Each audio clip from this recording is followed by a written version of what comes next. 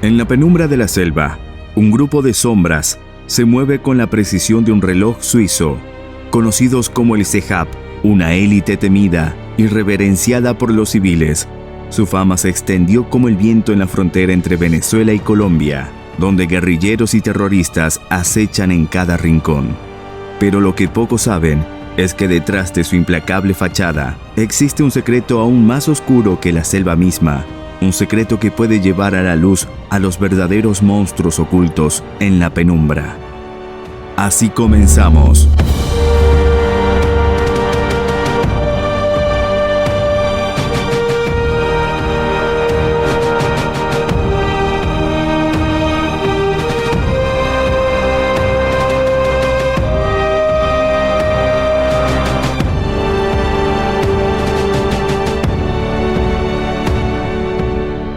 En 1987, la frontera entre Venezuela y Colombia, especialmente en el estado Apure, se ha convertido en un hervidero de tensiones. Grupos guerrilleros colombianos como las FARC y el ELN cruzan constantemente el río Arauca, buscando refugio y oportunidades en territorio venezolano.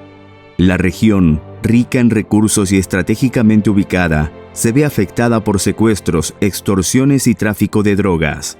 La población local, compuesta por campesinos y pescadores, vive en constante temor. La presencia del Estado es débil y la inseguridad se ha convertido en parte del día a día. El gobierno venezolano, consciente de la amenaza, decide tomar cartas en el asunto. El presidente Jaime Lucinchi se reúne con varios militares y autoridades policiales en uno de los amplios salones del Palacio de Gobierno. Hablan de la denominada Unidad de Programación Especial para el Desarrollo del Suroeste de Venezuela, que está bajo la tutela del Ministerio de la Secretaría de la Presidencia. Allí se expone de los resultados del diagnóstico que se realizó con el objetivo de adelantar un plan operativo de desarrollo para el distrito Páez del estado Apure. Dice uno de los informes que en la zona hay déficit de instalaciones educativas, carencia de unas 5.000 unidades habitacionales, una falta acentuada de equipamiento médico y se hace hincapié que la zona está dominada por el tráfico de drogas, la intimidación, la extorsión, el secuestro de productores de la región y existe un alto clima de inseguridad que, aunado a la precaria presencia institucional de Venezuela en sus fronteras, pone en peligro la soberanía e integridad territorial del país.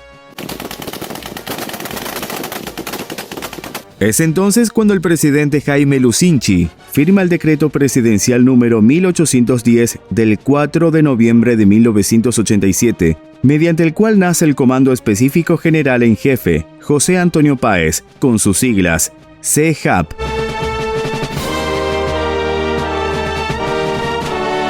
El CEJAP dependería directamente del presidente Lucinchi y estará integrado por efectivos de las Fuerzas Armadas, la Dirección General Sectorial de Inteligencia Militar, DIM, la Dirección de los Servicios de Inteligencia y Prevención, DICIP, la Dirección General Sectorial de Identificación y Extranjería, DIEX, y el Cuerpo Técnico de Policía Judicial, CTPJ.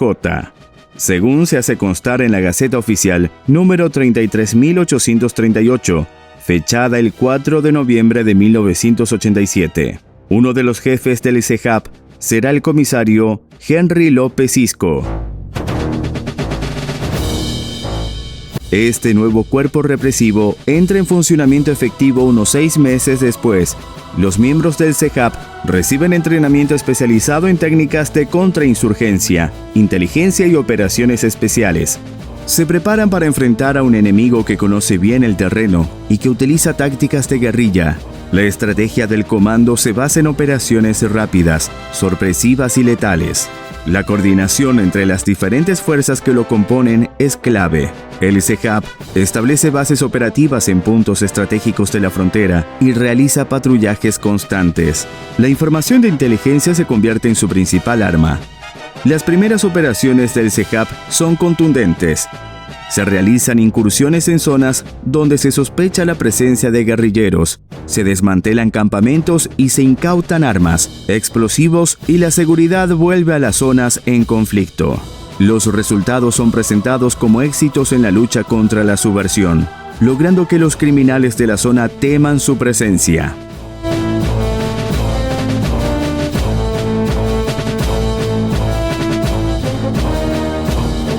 El 29 de octubre de 1988, el CEJAP lleva a cabo la operación Anguila 3 en el sector Caño La Colorada, cerca del Amparo.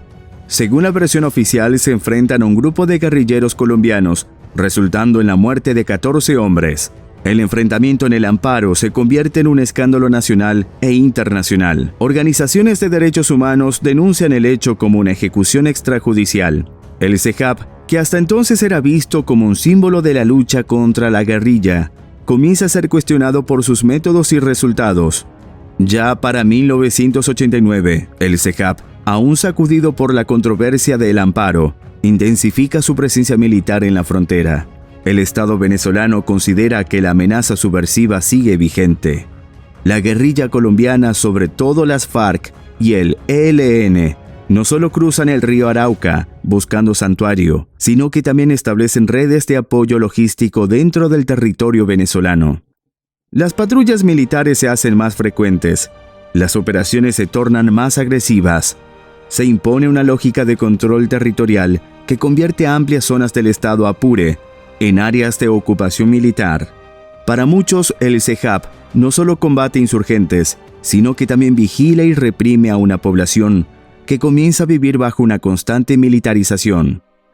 En los cuarteles y ante el país, el CEJAP es presentado como una fuerza élite, una unidad temida por la guerrilla, efectiva en operaciones de choque, con soldados endurecidos por la selva y la guerra irregular. Internamente, sus miembros están convencidos de que están librando una lucha por la seguridad nacional. A medida que el CEJAP se afianza militarmente, las tensiones dentro del Estado venezolano aumentan.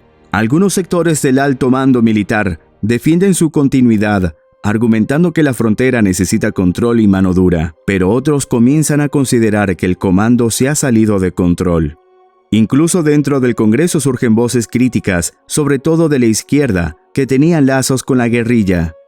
Algunos diputados denuncian que el CEJAP opera con una autonomía peligrosa, que responde más a lógicas de guerra que al Estado de Derecho. En paralelo, se acusa a la DICIP de haber utilizado al CEJAP para operaciones de inteligencia interna, vigilancia de disidentes y represión política en nombre del combate a la subversión.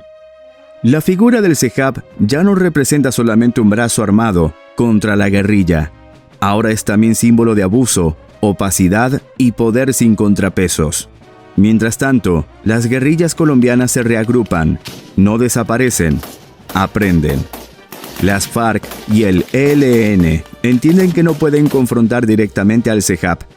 En lugar de eso, operan en pequeños grupos, se infiltran entre los civiles, corrompen autoridades locales y crean rutas alternas para el tráfico y el movimiento. Algunos reportes confidenciales afirman que incluso logran establecer acuerdos no escritos con ciertos oficiales venezolanos para evitar enfrentamientos. La guerra irregular se convierte en una partida de ajedrez, donde el CEJAP ya no es un jugador invulnerable. El miedo cambia de forma. Ya no es el temor al enfrentamiento abierto, sino a una violencia difusa, impredecible. Y en ese nuevo tablero, el CEJAP pierde parte de su efectividad inicial. Hacia 1991, los informes sobre corrupción, violaciones a derechos humanos y uso político del CEJAP se multiplican. Ya no son solo ONGs y activistas los que levantan la voz. Los medios comienzan a publicar testimonios de exmilitares, familiares de desaparecidos y líderes comunales que denuncian prácticas sistemáticas de abuso. Además, con el nuevo contexto político posterior al Caracazo de 1989, el gobierno venezolano enfrenta crecientes exigencias internacionales de respetar los derechos humanos y desmilitarizar ciertas zonas del país. Los aliados diplomáticos, en especial organizaciones multilaterales, presionan para limitar el rol de comandos como el CEJAP. Internamente, la cúpula del Ministerio de Defensa inicia un proceso de revisión. Las recomendaciones apuntan hacia la necesidad de desmantelar el comando o reformarlo profundamente, pero el daño reputacional ya está hecho. En 1992, en medio de la creciente inestabilidad política, que culminará con los intentos de golpe liderados por Hugo Chávez, el CEJAP entra en su recta final. Ya no opera con la misma intensidad. Algunas de sus unidades son absorbidas por otras estructuras del ejército o disueltas. El decreto de su creación no es oficialmente anulado, pero en la práctica, el comando deja de funcionar como una entidad autónoma. Sus bases son cerradas, sus operaciones descontinuadas y sus líderes reasignados. No hay juicio ni gran escándalo. El CEJAP desaparece en silencio. Hoy, décadas después, en las orillas del Arauca y en las páginas de los informes de derechos humanos, el nombre del CEJAP sigue siendo sinónimo de temor, para alguna de represión.